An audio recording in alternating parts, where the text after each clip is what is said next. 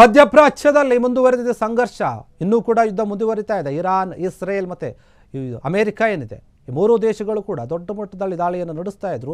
Iran ಮೇಲೆ ಆಗಿರುವಂತಹ ದಾಳಿಯಿಂದಾಗಿ ಅಲ್ಲಿನ ಸರ್ವೋಚ್ಚ ನಾಯಕ ಖಮೇನಿ ಸಾವನ್ನೇ ಅಪ್ಪಿಟ್ಟು ಈಗ ಇನ್ನೂ ಕೂಡ ಆ ಯುದ್ಧ ಮುಂದುವರಿತಾ ಇದೆ. ಇಸ್ರೇಲ್ ದಾಳಿಗೆ ಕೊತ್ತ ಕುದಿತಾ ಇದೆ ಇರಾನ್. ಸೇಡು ತೀರಿಸ್ಕೊಳ್ಬೇಕಲ್ಲ. ಇಸ್ರೇಲ್ ಸೇನಾ ನೆಲೆಗಳ ಮೇಲೆ ಇರಾನ್ ವೈಮಾನಿಕ ದಾಳಿಯನ್ನು ನಡೆಸಿದೆ. ಸುಮ್ಮನೆ ಇರೋ ಥರ ಕಾಣ್ತಾ ಇಲ್ಲ. ಇರಾನ್ ಪರ ಕದನಕ್ಕಿಳಿದಿರುವಂತಹ ಹಿಜ್ಬುಲ್ ಸಂಘಟನೆ ಏನಿದೆ, ಅವರು ಕೂಡ ಕೈ ಜೋಡಿಸಿದ್ದಾರೆ. ಮಧ್ಯಪ್ರಾಚ್ಯದಲ್ಲಿ ನಾಗರಿಕ ವಿಮಾನ ಸ್ಥಗಿತ ಆಗಿದೆ. ವಿಮಾನಯಾನ ಎಲ್ಲವನ್ನೂ ಕೂಡ ಸ್ಥಗಿತಗೊಳಿಸಲಾಗಿದೆ. ಭಾರತ ಸಹಿತ ಎಲ್ಲ ರಾಷ್ಟ್ರಗಳಿಂದ ವಿಮಾನಯಾನವನ್ನು ಮೊಟಕುಗೊಳಿಸಲಾಗಿದೆ. ಲೆಬನಾನ್ ಮೇಲೆ ಇಸ್ರೇಲ್ ಮಾರಕ ದಾಳಿಯನ್ನು ನಡೆಸಿದೆ. ಅದರಲ್ಲಿ 31 ಜನ ಸಾವನ್ನಪ್ಪಿದ್ದಾರೆ. ಮಧ್ಯಪ್ರಾಚ್ಯದಲ್ಲಿ ಈ ರೀತಿಯಾದಂತಹ ವಾತಾವರಣ. ಯಾವ ದೇಶಗಳು ಕೂಡ ಸುಮ್ಮನಿರ್ತಾ ಇಲ್ಲ. ನೀವು ದಾಳಿ ಮಾಡ್ತೀರಿ ಅಂದರೆ ನಾವು ಕೂಡ ದಾಳಿ ಮಾಡ್ತೀವಿ. ನೀವು ನಮ್ಮವರನ್ನು ಸಾಯಿಸ್ತೀರಿ ಅಂದರೆ ನಾವು ಕೂಡ ನಿಮ್ಮವರನ್ನು ಸಾಯಿಸ್ತೀವಿ. ನೀವು ನಮ್ಮ ಪ್ರದೇಶಗಳನ್ನು ಧ್ವಂಸ ಮಾಡ್ತೀವಿ ಅಂತಂದರೆ ನಾವು ಕೂಡ ಧ್ವಂಸ ಮಾಡ್ತೀವಿ ನಿಮ್ಮ ಪ್ರದೇಶಗಳನ್ನು. ನೀವು ನಮ್ಮ ನಾಯಕನನ್ನು ಸಾಯಿಸಿದ್ರಿ, ನಾವು ಕೂಡ ನಿಮ್ಮ ನಾಯಕನನ್ನು ಸಾಯಿಸುವವರೆಗೂ ಬಿಡೋದಿಲ್ಲ. ನಿಮ್ಮ ದಾಳಿಗೆ ಪ್ರತಿ ಉತ್ತರವನ್ನು ಕೊಡ್ತೀವಿ ಅಂತ ಹೇಳಿ ಇರಾನ್ ನಡೆದುಕೊಳ್ತಾ ಇದೆ. ಇಸ್ರೇಲ್ ಮೇಲೆ ಇರಾನ್ ವೈಮಾನಿಕ ದಾಳಿಯನ್ನು ನಡೆಸಿದೆ. ಯಾಕಂದರೆ ದೊಡ್ಡ ಮಟ್ಟದ ನಷ್ಟ ಆಗಿದೆ ಇರಾನ್ಗೆ. ಯಾಕಂದರೆ ಇರಾನ್ನ ಸರ್ವೋಚ್ಚ ನಾಯಕ ಸಾವನ್ನಪ್ಪಿರುವಂಥದ್ದು.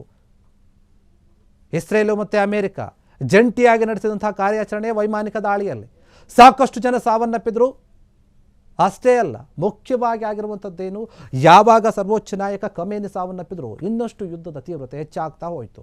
ಯಾವುದೇ ಕಾರಣಕ್ಕೂ ಕೂಡ ಈ ಯುದ್ಧವನ್ನು ನಿಲ್ಲಿಸುವ ಪರಿಸ್ಥಿತಿ ಕಾಣ್ತಾ ಇಲ್ಲ. ಯಾರೂ ಕೂಡ ಸುಮ್ಮನೆ ಇರ್ತಾ ಇಲ್ಲ. ಇಸ್ರೇಲ್ ಸೇನಾ ನೆಲೆಯ ಮೇಲೆ ಏನಾಗ್ತಾ ಇದೆ, ಇರಾನ್ ವೈಮಾನಿಕ ದಾಳಿಯನ್ನು ನಡೆಸ್ತಾ ಇದೆ. ಈ ದಾಳಿಯಿಂದ ಅಲ್ಲಿನ ಜನರು ಭಯಭೀತರಾಗಿದ್ದಾರೆ. ಯಾವ ಕ್ಷಣದಲ್ಲಿ ಎಲ್ಲಿ ದಾಳಿ ಆಗುತ್ತೆ, ಯಾರು ಸಾವನ್ನಪ್ತಾರೆ, ಯಾವ ಪ್ರದೇಶ ಧ್ವಂಸ ಆಗುತ್ತೆ, ಅದರ ಬಗ್ಗೆ ಸಾಕಷ್ಟು ಆತಂಕ ಇದೆ ಅಲ್ಲಿನ ಜನರಲ್ಲಿ.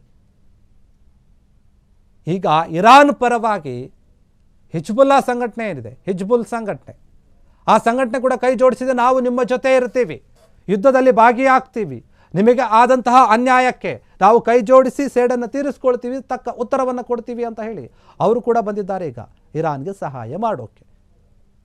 ಮಧ್ಯಪ್ರಾಚ್ಯದಲ್ಲಿ ಈ ರೀತಿಯಾದಂತಹ ವಾತಾವರಣ.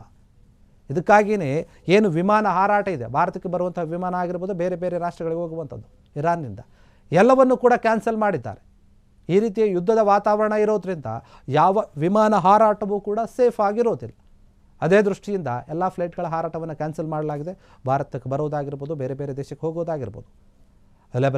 ಲೆಬನಾನ್ ಏನಿದೆ ಅದರ ಮೇಲೆ ಇಸ್ರೇಲ್ ಮಾರಕ ದಾಳಿಯನ್ನು ಕೂಡ ನಡೆಸಿದೆ. ಅಲ್ಲಿ 31 ಜನ ಸಾವನ್ನಪ್ಪಿದ್ದಾರೆ. ಈಗ ಎಷ್ಟೋ ಜನ ಸಾವನ್ನಪ್ಪಿದ್ರು, ಅಮಾಯಕ ಜನರು ಸಾವನ್ನಪ್ಪಿದ್ರು ಇಂತಹ ಯುದ್ಧಗಳಲ್ಲಿ. ಆದರೂ ಕೂಡ ಅಲ್ಲಿನ ಸರ್ಕಾರಗಳು, ಆಡಳಿತ ಯಾವುದು ತಲೆ ಕೆಡಿಸ್ಕೊಳ್ತಾ ಇಲ್ಲ. ನಮಗೆ ನಮ್ಮ ಯುದ್ಧವೇ ಮುಖ್ಯ, ನಮ್ಮ ಸೇಡೆ ಮುಖ್ಯ ಅನ್ನುವಂಥ ಮಟ್ಟಿಗೆ ಬಂದುಬಿಟ್ಟಿದೆ ಈ ಎರಡು ದೇಶಗಳು ಕೂಡ. ಇಸ್ರೇಲು ಸುಮ್ಮನೆ ಇರ್ತಾ ಇಲ್ಲ, ಇರಾನು ಸುಮ್ಮನೆ ಇರ್ತಾ ಇಲ್ಲ. ಈ ಯುದ್ಧ ಹಿಂಗೆ ಮುಂದುವರೆದ್ರೆ 3ನೇ ಮಹಾಯುದ್ಧಕ್ಕೆ ದಾರಿಯಾಗುತ್ತಾ ಎನ್ನುವಂತಹ ಆತಂಕ ಇದೆ. ಇಡೀ ಪ್ರಪಂಚವೇ ಈ ಯುದ್ಧವನ್ನು ನೋಡ್ತಾ ಇದೆ. ಏನಾಗುತ್ತೆ, ಯಾರು ಸುಮ್ಮನಾಗ್ತಾರೆ, ಯಾರಿಲ್ಲ ಅಂತ ಹೇಳಿ. ಒಂದು ಕಡೆ ಪಾಕಿಸ್ತಾನ, ಅಫ್ಘಾನಿಸ್ತಾನ ಆದರೆ ಇಲ್ಲಿ ಇಸ್ರೇಲು, ಇರಾನು, ಅಮೇರಿಕ ಹಿಂಗೆ ಮುಂದುವರಿತಾ ಹೋದರೆ ಬೇರೆ ಬೇರೆ ದೇಶಗಳು ಕೂಡ ಯುದ್ಧವನ್ನು ಸ್ಟಾರ್ಟ್ ಮಾಡುತ್ತೆ. ಈಗಾಗಲೇ ಯುವ ಜನತೆ ಬೇರೆ ಬೇರೆ ದೇಶಗಳಲ್ಲಿ ರೊಚ್ಚಿಗೆದ್ದು ಅಲ್ಲಿನ ಆಡಳಿತದ ಮೇಲೆ ದಾಳಿಯನ್ನು ಮಾಡಿದ್ರು, ಪ್ರತಿಭಟನೆಯನ್ನು ಮಾಡಿದ್ರು. ಅಲ್ಲಿನ ಅಧಿಕಾರವೇ ಕಳೆದುಕೊಂಡು ಹೋಯಿತು ಬೇರೆ ಬೇರೆ ದೇಶಗಳಲ್ಲಿ. ಆ ರೀತಿಯಾಗಿ ನಾವು ಒಂದು ಕಡೆ ನೋಡಿದ್ವಿ. ಈಗ ಈ ರೀತಿಯಾದ ಯುದ್ಧಗಳನ್ನು ನೋಡ್ತಾ ಇದ್ವಿ. ಈ ಯುದ್ಧ ಇನ್ನೊಂದು ಮಹಾಯುದ್ಧಕ್ಕೆ ಕಾರಣವಾಗುತ್ತಾ ಎನ್ನುವಂತಹ ಭೀತಿ ಎಲ್ಲರಲ್ಲೂ ಕೂಡ ಕಾಡ್ತಾ ಇದೆ. ಹೀಗಾಗಿ ಏನಾಗಬಹುದು, ಏನಿಲ್ಲ, ನಿಜಕ್ಕೂ ಕೂಡ ದೊಡ್ಡ ಮಟ್ಟದಲ್ಲಿ ಆತಂಕ ಇದೆ ಈ ವಿಚಾರವಾಗಿ. ಇಸ್ರೇಲು, ಇರಾನು ಸುಮ್ಮನೆ ಇರ್ತಾ ಇಲ್ಲ, ಒಬ್ರಿಗೊಬ್ರು ದಾಳಿಯನ್ನು ಮಾಡ್ಕೊಳ್ತಾ ಇದ್ದಾರೆ. ಈಗ 31 ಜನ ಸಾವನ್ನಪ್ಪಿದ್ದಾರೆ. ಮತ್ತು ಲೆಬನಾನ್ ಮೇಲೆ ಏನು ಇಸ್ರೇಲ್ ದಾಳಿ ಮಾಡಿದೆ, ಆ ದಾಳಿಯಲ್ಲಿ 31ಕ್ಕೂ ಹೆಚ್ಚು ಜನ ಸಾವನ್ನಪ್ಪಿದ್ದಾರೆ. ಕ್ಷಣ ಕ್ಷಣದ ಸುದ್ದಿಗಳಿಗಾಗಿ ಫ್ರೀಡಂ ಟಿವಿ ಸಬ್ಸ್ಕ್ರೈಬ್ ಮಾಡಿ, ಲೈಕ್ ಮಾಡಿ ಹಾಗೂ ಫಾಲೋ ಮಾಡಿ. ಹೊಸ ಸುದ್ದಿಗಳ ನೋಟಿಫಿಕೇಶನ್ಗಾಗಿ ಬೆಲ್ ಐಕಾನ್ ಮೇಲೆ ಕ್ಲಿಕ್ ಮಾಡಿ.